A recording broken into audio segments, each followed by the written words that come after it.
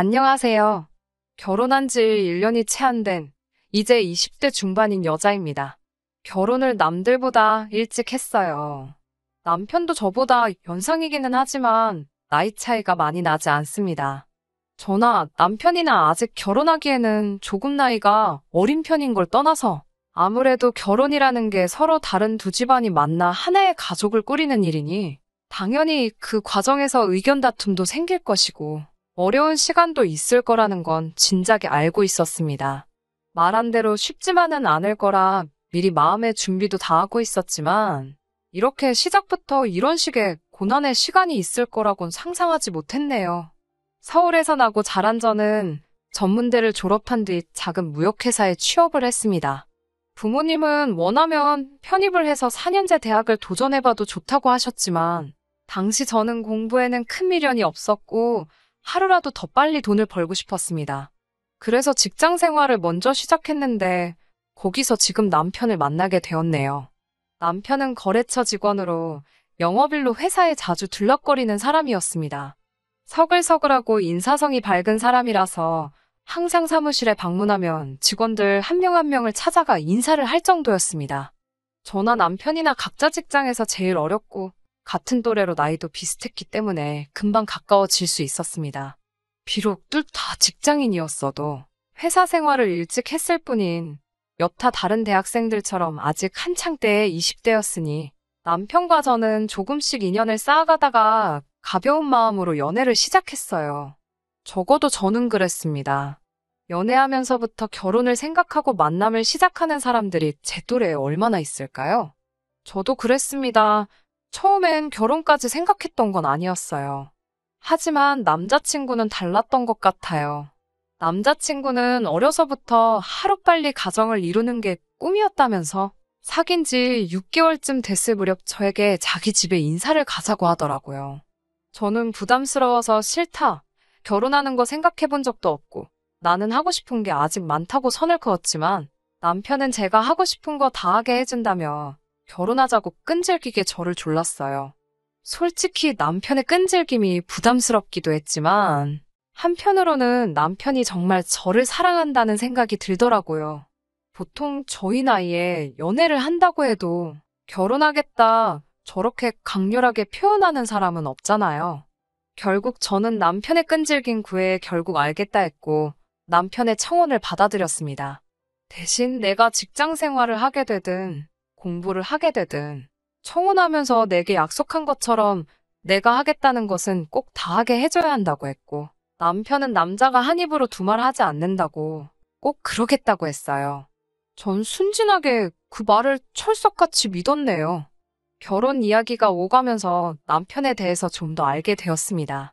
시부모님의 경우 별다른 직장은 다니지 않으셨고 대신 물려받으신 땅과 상가에서 나오는 새로 생활을 하고 계셨어요. 상가라고 해서 엄청난 건 아니었고 두 분이서 생활하시기에 적당한 동네 근처 빌딩에 있는 꼬마 상가 정도였어요. 하시는 말씀이 적어도 당신들의 노후는 걱정하지 않아도 된다며 저희에게 어차피 결혼하기로 마음먹었으면 쓸데없는 걸로 질질 끌지 말고 빨리 해치우라고 하시더군요. 반면에 저희 친정에서는 결혼을 허락해주긴 하셨지만 걱정이 많으셨습니다. 아무래도 한참 예쁠 나이에 딸이 결혼을 한다니까 아쉽기도 하고 미련도 남고 그러셨던 거겠지요. 특히 친정어머니는 다시 한번 생각해보는 게 어떻겠냐며 저를 몇 번이고 말리셨어요. 제가 그러다 이렇게 날 좋아하는 사람을 다시는 못 만나면 어쩌냐 하니까 왜 그런 바보 같은 생각을 하냐면서 그런 걱정 때문에 하는 결혼이라면 절대로 하지 말라고 하셨어요.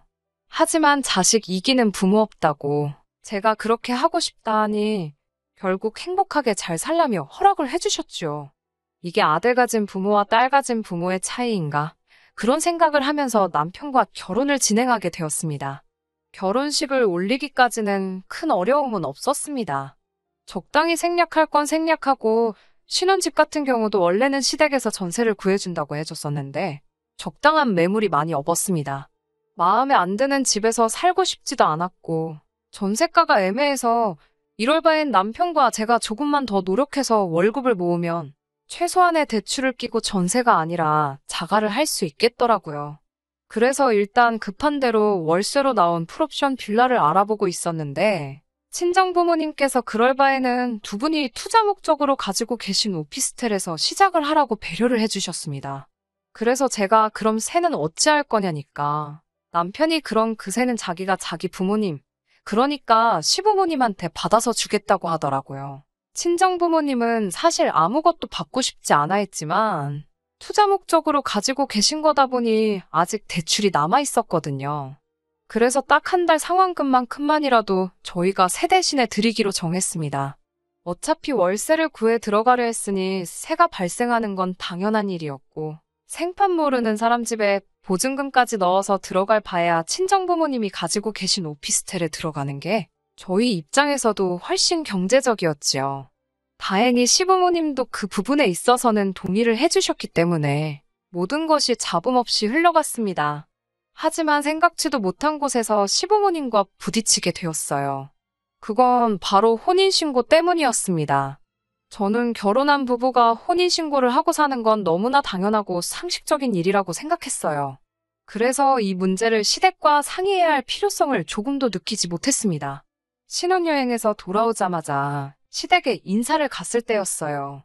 무슨 이야기를 하다가 이야기가 나와서 제가 혼인신고는 여독이 풀리고 다음 주쯤 하려고 한다 말씀드렸는데 시어머니가 깜짝 놀라면서 혼인신고는 아이를 낳기 전까지는 할 생각 하지 말라고 하시더군요. 그래서 제가 그게 무슨 말씀이세요? 라고 되물었더니 요즘 젊은 사람들이 워낙 영악하지 않냐면서 혹시 모를 상황을 대비하는 거니 저더러 이해를 해달라 하시더군요. 듣고 있는데도 그게 도저히 무슨 말인지 이해가 안 돼서 그게 대체 무슨 말씀이시냐고 재차 물었습니다. 그러자 시어머니가 답답하다는 듯이 혼인신고까지 했는데 제가 애도 안 낳고 있다가 이혼한다고 위자료 내놓으라고 하면 자기 아들, 그러니까 제 남편이 쪽박차지 않겠냐는 거예요. 다 소중한 자기 아들 지키기 위함이니 저보고 이해하라고 말을 하시더군요.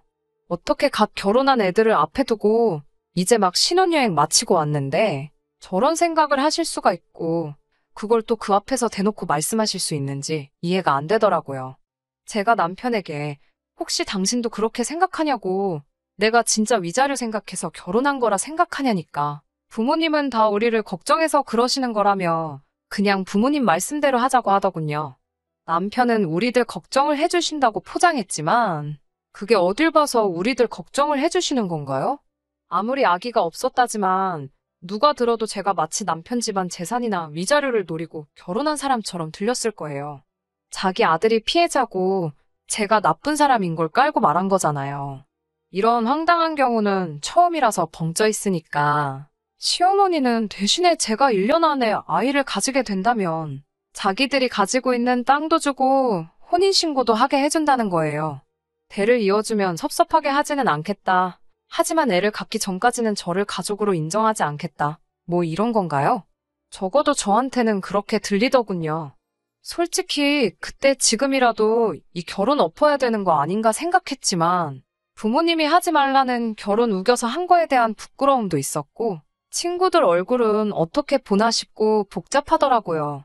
신혼여행 다녀오자마자 이혼을 결심할 용기는 선뜻 나지 않았어요. 하지만 적어도 남편이 저를 사랑해서 청혼을 했고 저도 그런 남편이 좋아 결혼을 했다는 사실은 변함이 없고 어차피 결혼하자마자는 아니었지만 이제 결혼을 했으니 언젠가는 아이를 가질 계획이 있었으니 그 계획을 조금 일찍 앞당겼다고 생각하자. 그러면 된다. 그냥 그렇게 단순하게 생각하려고 노력했습니다. 자기 합리화이긴 하지만 어떻게든 친정부모님을 비롯한 가족과 친구들에게 내 선택이 옳았음을, 그래서 내가 잘 살고 있음을 보여주고 싶었으니까요. 하지만 시부모님은 정말 인내심이라곤 하나도 없는 분들이셨습니다. 결혼한 지 한 달밖에 안 된 저희에게 애는 그래서 언제 가질 거냐고 걸핏하며 물어보셨습니다. 하루 만에 다시 만나건 일주일 만에 만나건 인사 같은 건 하지도 않으셨어요. 아니, 오히려 애는 생겼냐고 물어보시는 게 시부모님들의 인사 방식이라고 느껴질 정도였어요. 저더러 이번 달에는 몸이 어떻냐, 아무런 낌새가 없냐, 그런 질문을 대수롭지 않게 시도 때도 없이 하셨어요. 친척분들 만나는 자리에서도 날짜를 보시곤 애 들어서는 날이면 이런 모임에 억지로 와 있을 필요 없다고, 얼른 집에 들어가서 아이나 만들라는 식으로 대답하기 곤란한 것들도 서스럼없이 물어보시기도 하셨고요. 남편은 시부모님이 그러실 때마다 그러지 마시라고 제 편에 서서 말리기는 했지만 시부모님을 이겨먹을 만큼의 성격은 못 되었습니다. 정말 하루하루 지친다는 말고는 표현할 길이 없었어요. 솔직히 억울한 마음도 들었습니다. 저도 남편도 한참 젊었고 아이를 가지려고 노력을 그렇게 하는데도 왜 안 생기는 건지 속상하고 답답했어요. 그러다 얼마 전 정말 생각도 못한 일이 벌어졌습니다. 시어머니는 어디서 듣고 오셨는지 저희 부부에게 시험관은 어떠냐고 물어보시더군요. 제가 그 이야기를 친정어머니께 전하니 저희 집안에서도 난리가 났습니다. 알아보니 시험관이 그렇게 정신적으로도 육체적으로도 고생스러운 과정이라고 하던데 왜 그렇게까지 제가 제 몸을 혹사시키면서 애를 가져야 하나 싶더라고요. 제가 남편한테 전 죽어도 그렇게까지 아이를 갖고 싶지는 않다고 완강하게 나섰습니다. 친정에서도 무슨 손자 못 봐서 환장한 집안도 아니고 아직도 30 되려면 한참 어른 애한테 그게 제정신으로 하는 소리냐며 뭐하러 그런 걸 참고 사냐고 저더러 당장 헤어지라고 하시더군요. 그런 와중에도 남편은 시부모님 앞에서 우물쭈물 뭐라고 제대로 말도 못하고 제 눈치만 살살 보면서 그 시험관이라는 거 그냥 한 번 시도라도 해보면 안 되겠냐고 그러더군요. 그런 남편을 보면서 정신이 확 들었습니다. 제가 20대 중반이고 앞으로 갈 길이 구만리인데 이런 남자를 믿고 어떻게 사나 싶더라고요.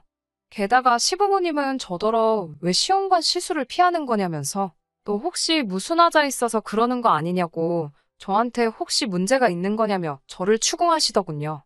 제가 무슨 물건도 아니고 사람을 앞에 두고 하자가 있네 없네 운운하시니 헤어질 때 헤어지더라도 제가 문제가 없다는 건 알려드려야 직성이 풀리겠더군요. 저는 시부모님에게 저는 이 남자랑 이혼할 작정이지만 저한테 말도 안 되는 허물을 뒤집어 씌우시는 건 용납할 수가 없다고 다 같이 병원에 가자고 했습니다. 시부모님은 저더러 만약에 제가 무슨 문제 있는 몸이면 저를 사기 결혼으로 고소할 거라고 난리를 치더군요.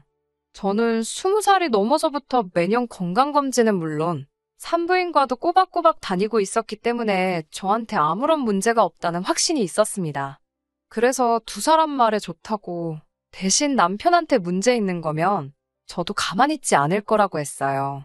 병원에서 갖가지 검사 끝에 나온 결과는 놀라운 정도가 아니라 충격 그 이상이었습니다. 남편은 평생 아기를 가질 수 없는 몸이었습니다. 이미 정은 떨어질 대로 떨어진 마당에 남편 몸까지 그렇다니까 속된 말로 정내미가 뚝 떨어지더라고요. 시부모님도 그 결과를 듣고는 사색이 되어 저를 쳐다봤습니다. 저는 걱정 마시라고 위자료 내놓으란 소리는 안 한다고 말씀드렸어요. 시부모님 덕분에 혼인신고도 안 했으니까 이혼이니 뭐니 귀찮은 절차도 겪을 필요가 없어서 다행이다 싶었어요.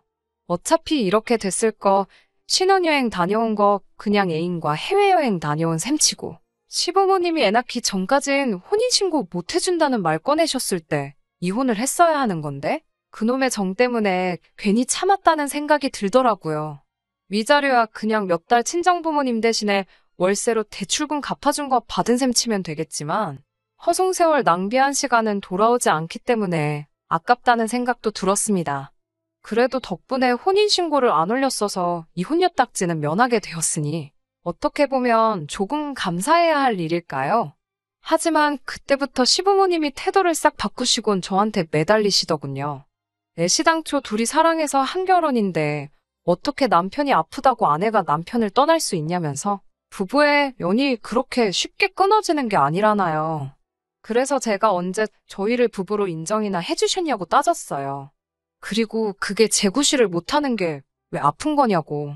씨 없는 수박이나 씨 있는 수박이나 둘 다 똑같은 수박 아니냐. 멀쩡한 어머님 아들 환자 만들지 말라고 했어요. 시부모님이 그러지 말고 지금이라도 우리 가족 넷이서 오순도순 행복하게 살자 그랬어요. 자기들도 자기 아들이 저래가지고 어떤 여자가 시집 오겠나 싶었던 거겠죠. 그 와중에도 소름 돋는 건 애를 못 낳는다는 걸 알자마자 그 사이에 또 계산을 한 건지 넷이서 같이 살자고 제안하셨다는 거죠. 대를 이어줄 자식을 지 자식 문제로 못 낳게 되었다지만 그 와중에도 한 푼 손해는 보고 싶지 않으셨는지 넷이서 살자는 말인즉슨 저보고 들어와서 살면서 자기들 수발 들으며 시집살이 하라는 뜻이잖아요. 그 와중에도 그런 생각을 했다는 게 순간적인 기지로 나온 게 아니라 이미 남편 결혼한다는 이야기 나왔을 때부터 언젠가는 은근슬쩍 합가를 하려는 계획이 있었다는 것도 다 티가 나더라고요. 하지만 제가 남편의 가머니설에 속아 넘어가 이런 수모까지 당한 것도 억울한데 또 바보짓을 할 리가 있나요? 저는 시부모님을 정중히 밀쳐내고 어디 한 번 씨도 없이 손자손녀 쑥쑥 낳아주는 며느리 어디 한번 잘 찾아보시라고 덕담해드렸습니다. 그런 기적 같은 일을 행하는 며느리면 아마 어머님도 모시고 살아줄 거라고, 혼인신고도 하지 말라면 시키는 대로 안 해주지 않겠냐고, 혹시나 만약에 정말 그런 며느리 찾으면 저한테도 꼭 소개시켜 달라고 했어요. 그런 사람은 실제로 존재할 수 없다는 걸 너무나도 잘 알기 때문에 빈정거리려고 한 말이지요. 그리고 그 길로 남편한테도 집에서 하루라도 빨리 짐 빼고 나가 달라고 했어요. 아무래도 너는 평생 너네 부모님 곁에 있어야 할 팔자인 것 같다고 덕담 한마디 해주면서요. 친정 부모님도 검사 결과를 듣더니 하늘이 도왔다며 아무런 걱정 말라고 제 결정을 지지해 주셨습니다. 사실 하지 말라는 결혼 억지로 해놓고 이게 무슨 꼴이냐고 한 소리 들을 줄 알았는데 그래도 제 기분 생각해서 말해주는 건 부모님밖에 없다는 생각이 들었어요. 남편에게는 지금도 자기가 너무 철이 없었다면서 자기한테 기회를 한 번만 더 주면 죽을 때까지 시부모님을 보지 말라면 안 보고도 살겠다며 제발 돌아와 달라고 하더군요. 아직 나이도 어리고 부모님 지원이 필요한 상황에 두 분을 거역할 수가 없어서 그랬던 거라고. 하지만 이제는 다르다고 180도 변한 자기 모습을 보여주겠다고 호언장담을 하더라고요. 한때 사랑했던 사람이니 불쌍한 마음이 드는 건 사실이지만 흙탕물인 걸 알면서 제가 그걸 왜 또 마시겠어요. 인생 공부 진하게 했다 생각하고 정말 저를 환영해주고 사랑해주는 가족을 가진 상대방을 만날 때까지는 저도 제가 하고 싶은 일을 찾아서 즐겁게 살 작정입니다. 들어주셔서 감사합니다. 끝까지 들어주셔서 감사합니다. 오늘의 사연은 여기까지입니다. 구독과 좋아요, 알람 설정 부탁드리고 더 좋은 사연으로 다시 찾아뵙겠습니다. 감사합니다.